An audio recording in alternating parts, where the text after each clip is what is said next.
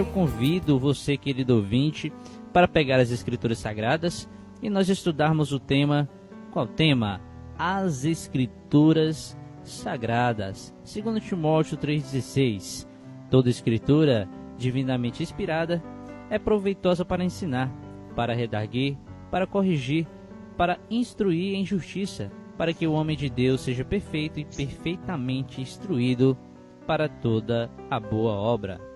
Graças a Deus. Então hoje, Cooperador Giliardi, nós estaremos iniciando uma série de estudos abordando os pontos de fé da Igreja de Deus. Estaremos apresentando aqui o que cremos de uma forma muito resumida.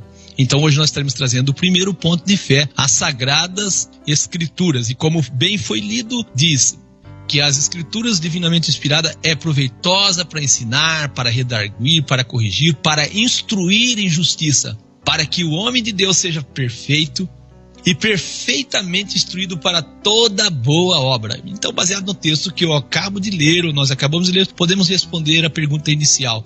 As Escrituras têm uma importância na fé nossa? Sim, não é isso? Sim, muito importante. Então, sem as Escrituras, nós não somos ensinados, corrigidos, instruídos na justiça. E além de nos ensinar, as Escrituras dão para nós também paciência. Eu me lembro da palavra do nosso irmão Paulo, transmitida em Romanos 15, versículo 4, porque tudo que dantes foi escrito, para o nosso ensino foi escrito, para que pela paciência e consolação das Escrituras tenhamos esperança, graças a Deus. Então Deus deu as Escrituras para nos ensinar, redarguir, corrigir e instruir. Toda Escritura divinamente inspirada é proveitosa para ensinar. Ensinar é transmitir conhecimento a alguém, não é isso, Cooperador Giliardi? Sim, amém. E o sinônimo de ensinar pode ser adestrar, amestrar, doutrinar, educar, explicar, instruir. Redarguir é responder àquilo que foi dito, é replicar, é argumentar, é responder ou retrucar. Replicar é responder com alegações ou argumentos. É contrapor ou refutar. Argumentar é defender ou atacar com razões, apresentar argumentos racionais. A Escritura é proveitosa para corrigir. Corrigir é emendar os erros, é tornar melhor. Conhecer as Escrituras é importante para a nossa fé. E eu acredito que o termo Escritura ou Escritura Sagrada soa, não é isso, um pouco estranho aos ouvidos da maioria dos que ouvem, não soa, o Cooperador Giliardi? Sim, pois não é um termo muito usado. E é comum referir as Escrituras usando simplesmente qual termo? A Bíblia. Muita gente diz a Bíblia. Eu não sou, quero dizer, contra o uso desse termo a Bíblia, porém dentro das Escrituras não encontramos esta expressão a Bíblia, encontramos? Não encontramos. Por quê? Porque a palavra Bíblia é derivada de uma palavra grega, que significa simplesmente coleção de livros. Bíblia quer dizer coleção de livros. Nós temos um texto em Lucas 4, versículo 16 e 17, que traz para nós um pouco sobre o que nós estamos falando. Cooperador Giliardi? E Jesus, chegando a Nazaré, onde fora criado, entrou no dia de sábado, segundo o seu costume, na sinagoga, e levantou-se para ler. E foi-lhe dado o livro do profeta Isaías. E, quando abriu o livro, achou o lugar em que estava escrito a respeito dele. Então Jesus recebe nas suas mãos o livro do profeta Isaías. Foi como nós falamos. A Bíblia é uma coleção de livros. E nos dias dos nossos irmãos, nos dias ali dos apóstolos, nos dias de Jesus, cada livro era separado. Não era isso, Cooperador Giliardi? Sim, cada livro era separado. Foi dado a Jesus o livro do profeta Isaías. Ele pegou o rolo do profeta Isaías, vamos dizer assim, o livro do profeta Isaías, para ler e ler o que se achava escrito a respeito dele. Também temos um texto em Mateus 26 e 56. Mas tudo isto aconteceu para que se cumpram as Escrituras dos profetas. Então podemos pensar assim: Jesus leu o livro do profeta Isaías. Mas tem o livro do profeta o quê? Jeremias. Tem o livro do profeta Ezequiel. Então cada profeta desse trazia um livro, ou escreveram, registraram as palavras do Senhor, a quais eles conheciam como escrituras, não é isso? Amém. Marcos 12, também 24, Jesus respondendo disse: porventura não errais vós em razão de não saberdes o quê? As Escrituras. As pessoas erram por não conhecer as Escrituras. Nós falávamos aqui dos bereanos em Atos 17 e 11. Ora, estes bereanos foram mais nobres do que estavam em Tessalônica. Por quê? porque de bom grado receberam a palavra, examinando cada dia nas Escrituras, se estas coisas eram assim. Os bereanos ali, eles ouviam as pessoas, eles conferiam nas escrituras se essas coisas eram assim. Então nós estamos falando da palavra escritura. O nosso primeiro ponto de fé é as escrituras sagradas. As escrituras sagradas. Os bereanos conferiam. Em Atos 18, 28 nós temos, porque com grande veemência convencia publicamente os judeus, mostrando pela escritura que Jesus era o Cristo. Essa era a prática do nosso irmão Paulo, né? Amém. Então é comum dentro da Bíblia os termos escrituras e escrituras sagradas. Esse termo é bem comum dentro desta coleção de livros, não é isso? Amém. Então devemos saber a que está referindo os termos escritura sagrada e escrituras. A Igreja de Deus crê e baseia a sua fé unicamente nas escrituras. E nesse sentido, a Igreja de Deus está edificada sobre o fundamento dos profetas, não é isso? Amém. E o que é o fundamento dos profetas? O fundamento dos profetas é aqueles 39 livros do Antigo Testamento, as escrituras hebraicas. E dos apóstolos? São os 27 livros do Novo Testamento, das escrituras gregas. Então é isso. Então a Igreja de Deus, ela tem sua fé edificada em tudo que as escrituras falam. A Igreja de Deus não diz, como muitas pessoas dizem, o Velho Testamento foi abolido, isso, aquilo, aquilo, outro. Muitas pessoas que dizem que o Velho Testamento foi abolido, tem muita crença que eles mantêm que é lá do Velho Testamento. Para nós não faz diferença Velho Testamento e Novo Testamento no sentido de escritura. Nós vamos mostrar um pouquinho isso. Então as escrituras foram escritas, na sua maioria, em duas línguas. Quais são essas línguas? São as línguas hebraico e grego. E as escrituras para nós, como nós conhecemos, são formadas por 66 livros. Nós já dissemos, 39 livros do Antigo Testamento, 27 livros do Novo Testamento. Foi escrita por cerca de 40 pessoas num período de 1.600 anos, mais ou menos. E o autor dela é Deus. Deus é o autor. Já foi traduzida as escrituras em mais de 2.539 idiomas até o ano de 2011, esse dado. Para compreendermos então o significado desses nomes Antigo e Novo Testamento, precisamos saber que a palavra testamento, quando utilizada para designar esses dois grupos de livro, significa aliança, pacto, contrato, concerto. Não tem nada a ver com o que está escrito, assim, ou com o escrito, não é isso? Amém. E nós podemos dizer assim que não tem apoio das escrituras a ideia de que as escrituras que compõem o período do Antigo Testamento foram abolidas por Jesus. Não há apoio bíblico nesse sentido. E que agora só tem em valor os escritos do Novo Testamento. Essa compreensão errada das pessoas que mantêm essa crença, né? Mas nós podemos dizer que as escrituras também podem ser divididas em partes. Toda a escritura pode ser dividida em partes. Nós temos aí as divisões das escrituras. Nós temos algumas divisões, eu posso citar algumas. Histórias, sim, poesias, profecias, evangelhos e cartas. Histórias são os livros que narram as histórias, a criação, o plano original de Deus para a Terra, o fracasso da humanidade, Adão e Eva, e a sua queda, a formação do povo de Israel e a promessa da vinda do Messias como rei ungido da parte de Deus. Essas informações nós podemos pegar nos livros históricos das Escrituras, não é isso? Amém, exatamente. Então nós podemos perceber essa subdivisão do livro de Gênesis ao livro de Esther. Nós podemos perceber essa subdivisão do livro de Gênesis ao livro de Esther, incluindo o livro de Atos, que se encontra no Novo Testamento. E quase 100% do que nós encontramos escrito nesses livros entende-se de fato como ler, né? Sim, é bem fácil de entender. É bem fácil. E nós não podemos deixar de observar algumas profecias dentro desses livros também. Livros de história, tem algumas profecias também. E a segunda divisão é a poesia, que são livros o quê? São livros escritos em linguagem poética, né? Que inclui ali Jó, Salmos, Provérbios, Eclesiastes e Cantares de Salomão. Eles, né, sendo que 85% desses livros entende-se como se lê. Aí existe algo, né? Poucas pessoas sabem, ministro Lucas, né? Uma boa porcentagem dos escritos dos Salmos, olha aí, ó, poucas pessoas sabem, são profecias.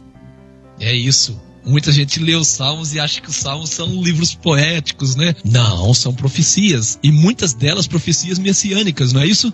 Isso é verdade. Profecias que ainda irão se cumprir, profecias que virão para o nosso tempo, profecias cumpridas já, não é isso? Sim, amém. É isso. Então nós temos a terceira divisão, que é as profecias. são os livros escritos em linguagem profética. Nós podemos citar aqui o livro do profeta Isaías, indo até Malaquias, incluindo o livro do Apocalipse no Novo Testamento. Os dois principais livros de profecias é Daniel e Apocalipse. Então esses livros são livros proféticos.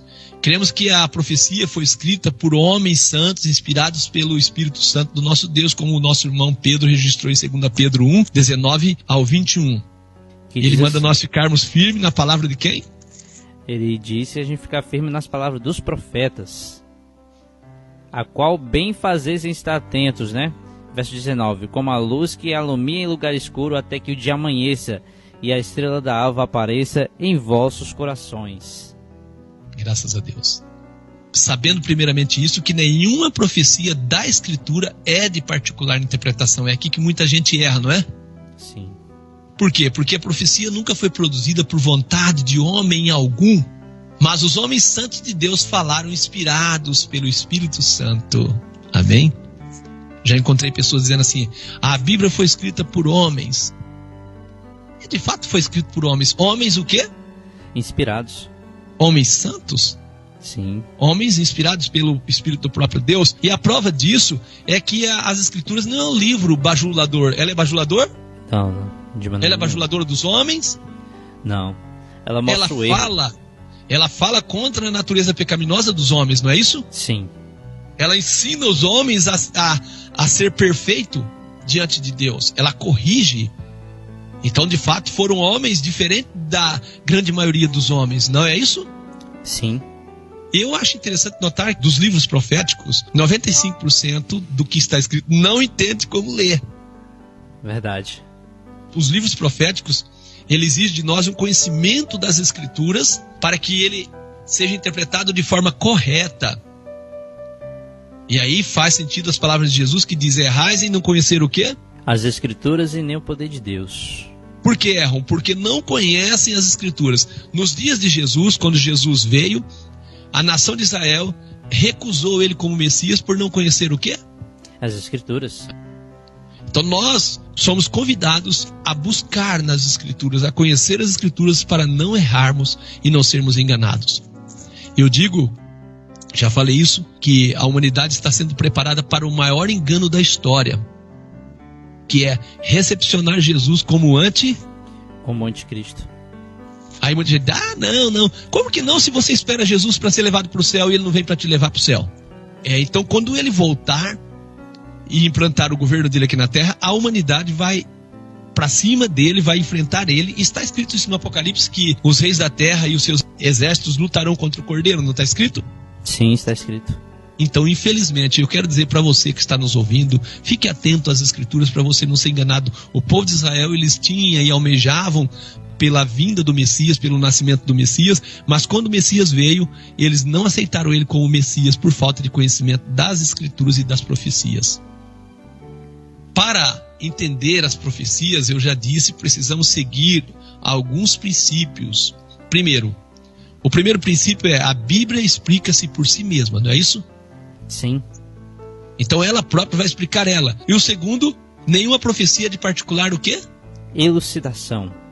Não adianta eu querer fazer, eu achar que é, né? E o terceiro ponto é a linguagem dos livros proféticos, Daniel e Apocalipse, é simbólica.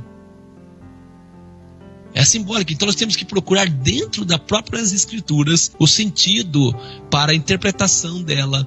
E eu digo, a Bíblia interpreta-se a si mesma. Amém? Amém.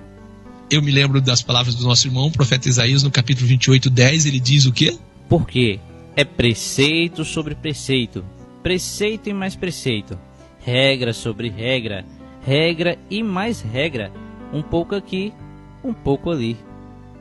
Então é isso. Nós não podemos aceitar uma parte das Escrituras e recusar outra, mas nós temos que, pelo Espírito de Deus, encontrar uma harmonia nas Escrituras, não é isso? Amém. É um pouco aqui, um pouco ali. E a quarta divisão são os evangelhos. São os livros que contam a vida de Jesus, o início do seu ministério e apresenta Jesus como o Messias, o Salvador do mundo. São eles Mateus, Marcos, Lucas e João. E desses livros nós podemos dizer que, eu digo assim por cima, uns 85% entende-se como ler o que está escrito. Porque 15% nós temos ali nos 15% parábolas, não é isso? Sim, para 15%. E aí vem depois as cartas, ou chamadas as epístolas, né? Que nós podemos dizer que começam em Romanos e terminam em Judas. E ali nós podemos dizer que 100% delas entendem como se lê. É o que está escrito.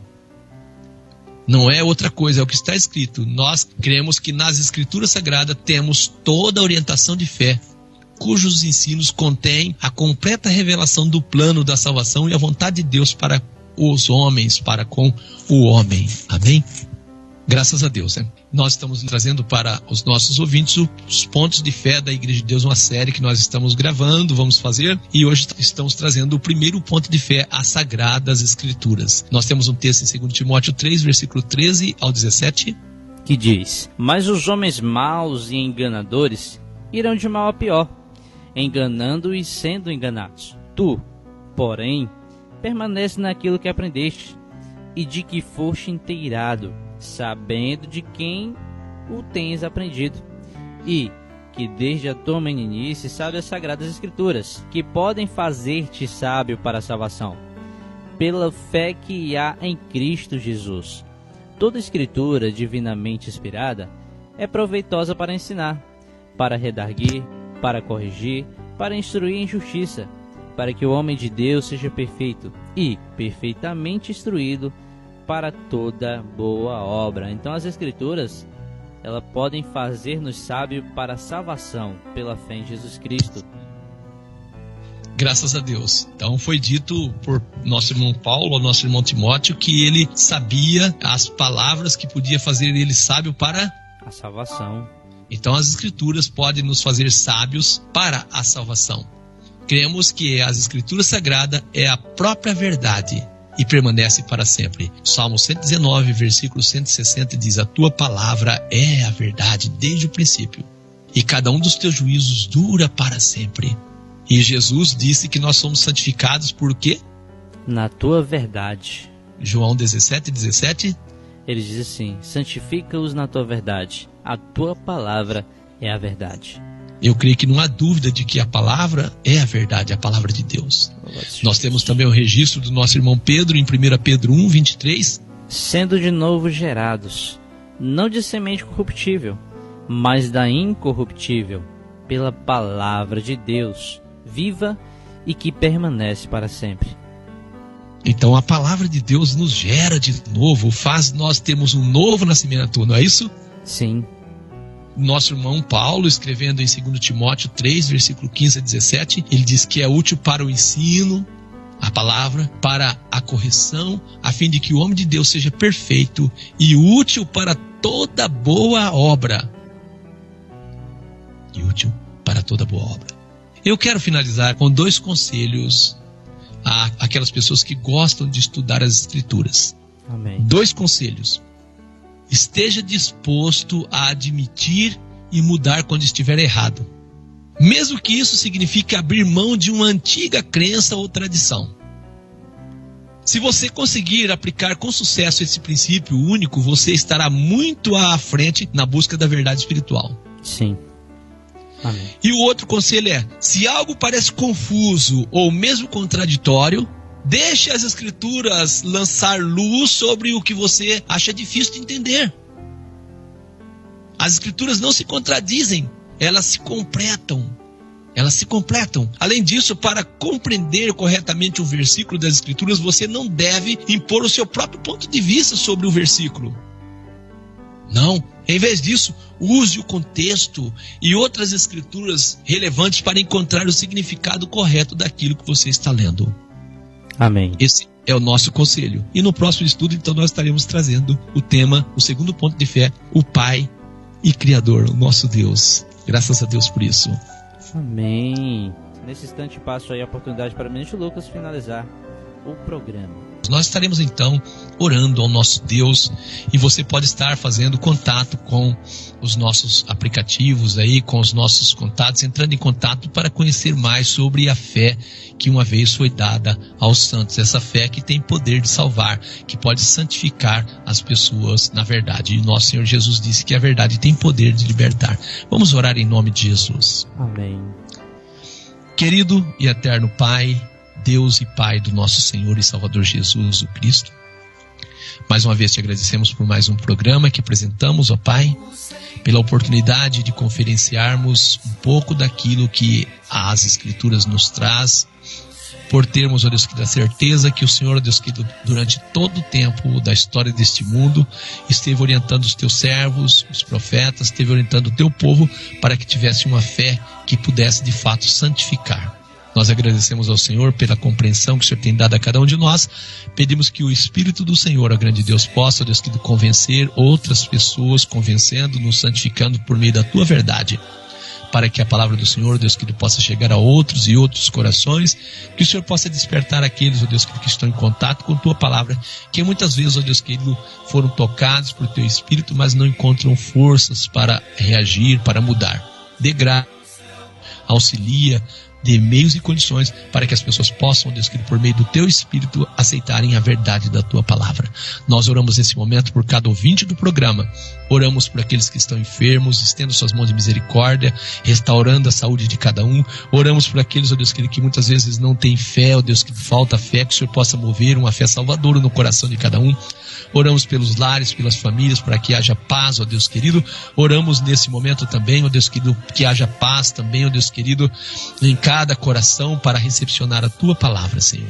Nós oramos também, venha o teu reino, para que a vontade do Senhor, ó grande Deus, possa ser feita na terra como ela é feita nos céus. Cremos naquilo que o Senhor transmitiu por meio dos seus santos profetas, cremos em toda a orientação que o Senhor deu a nós por meio da tua palavra. Sabemos que o Senhor é um Deus de amor, de misericórdia, que não nos ignora, não nos deixou, Deus querido, à mercê das nossas vontades, da vontade do maligno, mas deu a nós o Espírito do Senhor para nos guiar em toda a verdade. Te agradeço por tudo, por mais um programa, no nome santo do nosso Senhor e Salvador Jesus o Cristo.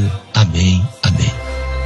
E assim a paz seja com todos, foi uma alegria estar mais uma vez por meio do programa A Luz das Escrituras, por meio da Rádio Encontro com Deus, transmitindo a você mais um programa. Que Deus te abençoe, uma ótima semana, em nome de Jesus. Então, encerramos o programa A Luz das Escrituras, em nome de Jesus.